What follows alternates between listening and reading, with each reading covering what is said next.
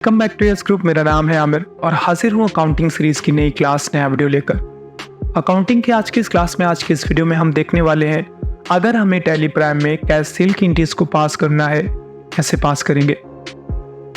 अगर आपने इससे पहले की क्लास देखी होगी तो मैंने आपको ऑलरेडी बताया हुआ था कि जब भी हम गुड्स की बात करते हैं, अगर हम गुड्स खरीदते हैं, हमारा मेन प्रोडक्ट जो भी है, अगर हम उसको खरीदते हैं तो उसे हम परचेज कहते हैं, और जब भी हम उसको बेचते हैं उसे हम सेल कहते हैं।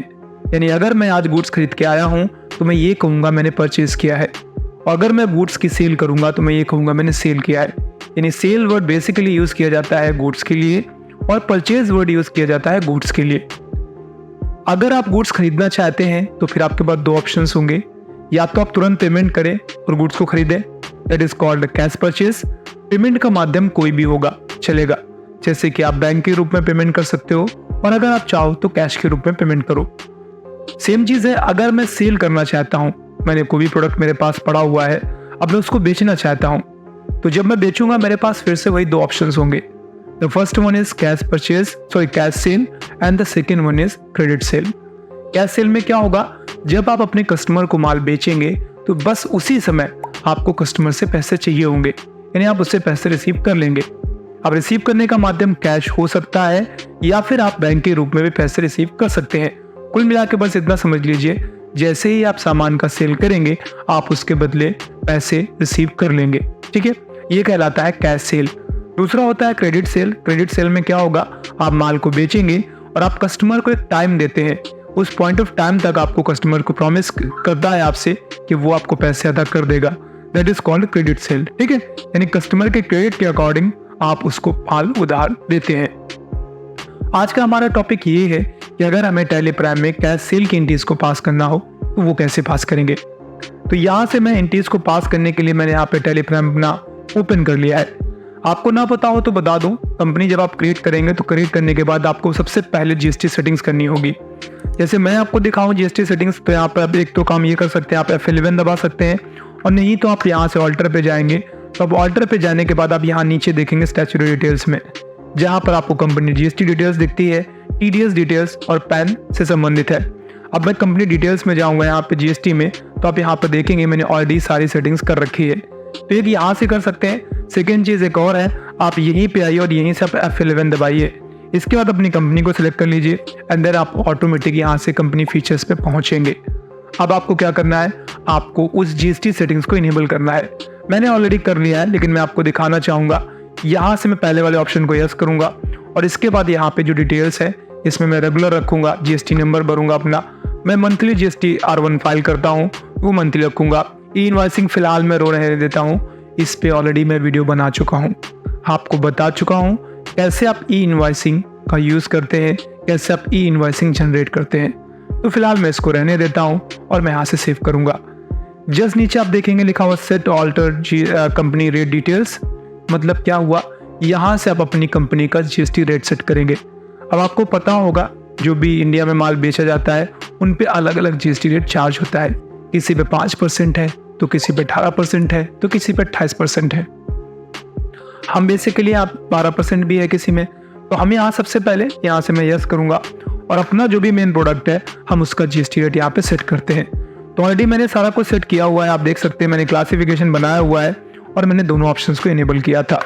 अब सेकेंड चीज़, आप जब जीएसटी सेटिंग्स कर लेंगे, करने के बाद आपको सबसे पहले या तो आप आइटम क्रिएट कर लें या फिर लेजर क्रिएट कर लें।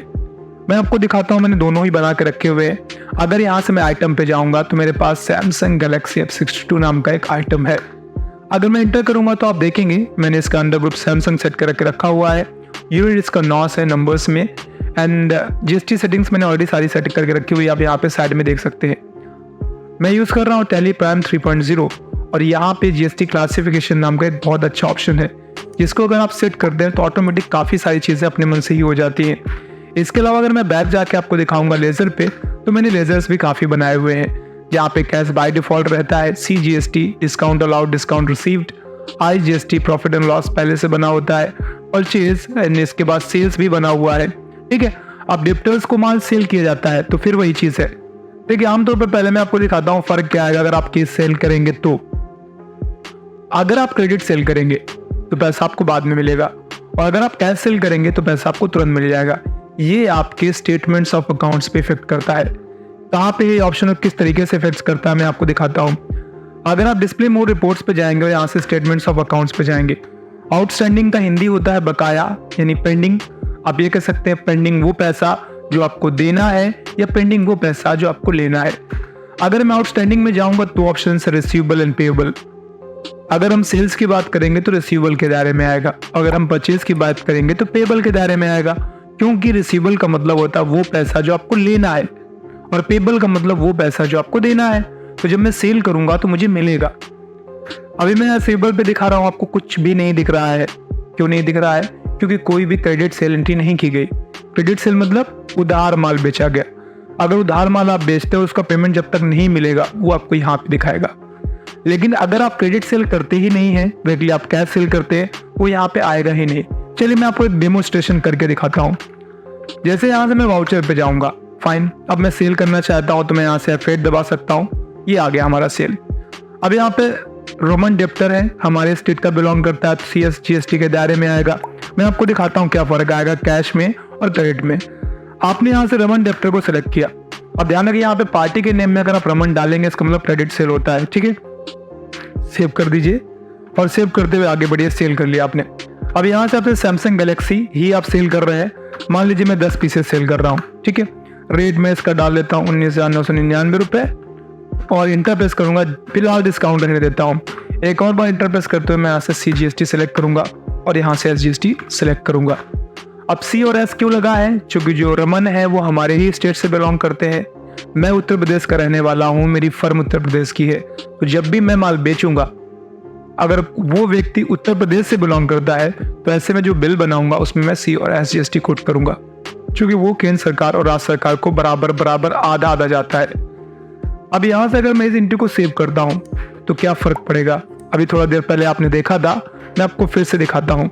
यहाँ से मैं डिस्प्ले मोर रिपोर्ट्स पे जाऊंगा एंड स्टेटमेंट्स ऑफ अकाउंट्स पे जाऊंगा एंड देन यहाँ से आउटस्टैंडिंग में जाकर मैं देखता हूँ रिसीवेबल्स। तो अब आप देखिए 2,35,998 रुपये, आपको 88 रुपये आपको लेने हैं। क्यों लेने हैं? एक बार इंटर प्रेस करिए। आपको बता रहा है कि आपने 10 पीसेस नॉस में बनाए गए थे, नंबर्स थे वो 19,999 रुपये के हिसाब से आपने गैलेक्सी F62 का पेमेंट आपको रिसीव करना है टैक्स के साथ में, ठीक है। तो इसमें क्या देखा आपने कि पहले आपने माल बेचा, अब आपको पैसा जब उसका देगा वो, तब आप क्या करेंगे? आप यहाँ से सीधे सीधे वाउचर पे आएंगे और जब वो आपको पैसा देगा तो आप रिसिप्ट में जाकर एंट्री पास करेंगे। मैं रिसिप्ट पे गया और मुझे रमन से पैसे लेने हैं, तो मैं यहाँ से रमन डेप्टर सेम सेलेक्ट करूंगा। 2,35,988 रुपये .20। अब मैं पैसे जिस भी रूप में यहाँ से लेना चाहूंगा मैं यहाँ से पैसे सेलेक्ट करूंगा। लाइक मैं डायरेक्टली कैश में ले लेता हूँ और मैंने यहाँ से सेव कर लिया। अब मैं आपको एक चीज़ दिखाता हूँ। अब अगर आप डिस्प्ले मोर, वही यहाँ से डिस्प्ले मोर रिपोर्ट्स पे जाते हुए स्टेटमेंट्स ऑफ अकाउंट्स पे जाएंगे और आप यहाँ रिसीवेबल पे देखेंगे तो खाली है। लेकिन आपने 2 स्टेप किए, पहले मैं अपने माल बेचा, दूसरे स्टेप में आपने पैसे वसूले। अब मैं यही 2 एंट्रियाँ डिलीट कर देता हूँ और फिर से मैं आपको दिखाता हूँ अगर आप कैश सेल करेंगे तो क्या फर्क आएगा। यहाँ से मैं इस एंट्री को डिलीट किए दे रहा हूँ, फिर से मैं इस एंट्री को भी डिलीट किए दे रहा हूँ, ठीक है। अब क्या होगा? अभी मैं फिर से आपको डिस्प्ले मोर रिपोर्ट्स पे दिखा देता हूँ, यहाँ से स्टेटमेंट्स ऑफ अकाउंट्स पे, और आप रिसीवेबल में देखेंगे कुछ भी नहीं आ रहा है। चलिए अब हम सेल करते हैं, बट कैश सेल करनी है हमें, तो उससे क्या इफेक्ट पड़ेगा? मैं वाउचर पे गया। अब यहाँ पर आपको क्या करना है? आपने जिस माध्यम से पेमेंट लेना है आपको वो सिलेक्ट करना है। कैश हो सकता है या बैंक हो सकता है, कोई फर्क नहीं पड़ता। मैं फिलहाल कैश ही ले लेता हूँ, यहाँ से आगे बढ़ जाऊंगा। लेकिन यहाँ पे आपको पार्टी का नाम ही डालना है। पार्टी का क्या नाम था? रमन था ये, ठीक है। यहाँ पे पार्टी का नाम ही रखिए, सील कर दीजिए और यहाँ से आपको सैमसंग का फोन था, आपका 10 पीसेस था, 10 नॉस था, सॉरी, आप डाल लीजिए 19,999 रुपए का। एक बार एंटर प्रेस करिए CGST, एक बार एंटर प्रेस करिए SGST, एंटर कर दीजिए। अब अगर मैं सेव करूंगा तो क्या होगा मैं आपको दिखाता हूं। अब अगर आप डिस्प्ले मोर रिपोर्ट्स पे जाते हुए आप स्टेटमेंट्स ऑफ अकाउंट्स पे जाएंगे, यहीं से ऑल्ट जी करें। ऑल्ट जी अगर आप कर भी देते हैं और यहाँ से अगर आप बिल्स रिसीवेबल देखेंगे तो आपको कुछ नहीं दिखाएगा, क्योंकि आपको किसी से लेना नहीं है। अगर आपको बिल देखना है तो मैं बिल भी दिखा देता हूँ। बिल में क्या आपको लगता है कि कैश आएगा? तो मैं आपको यहाँ से ऑल्ट पी करता हूँ, एंटर प्रेस करता हूँ और प्रीव्यू दिखा देता हूँ। तो अब यहाँ पे देख सकते हैं जो बिल आया है उस बिल में आप देखेंगे पार्टी का नाम यहाँ पे बायर के नेम में पड़ा हुआ है, ये रमन डेप्टर। और कंसाइनमेंट किस तरीके से हुआ था, कैश के रूप में कंसाइन किया गया है। बेचने वाले का नाम ये है, परचेज करने वाले का नाम ये है। टोटल टैक्सेस नीचे दिए हुए हैं, यहाँ पे भी दिए हुए हैं और पूरा का पूरा इनवॉइस बन गया है।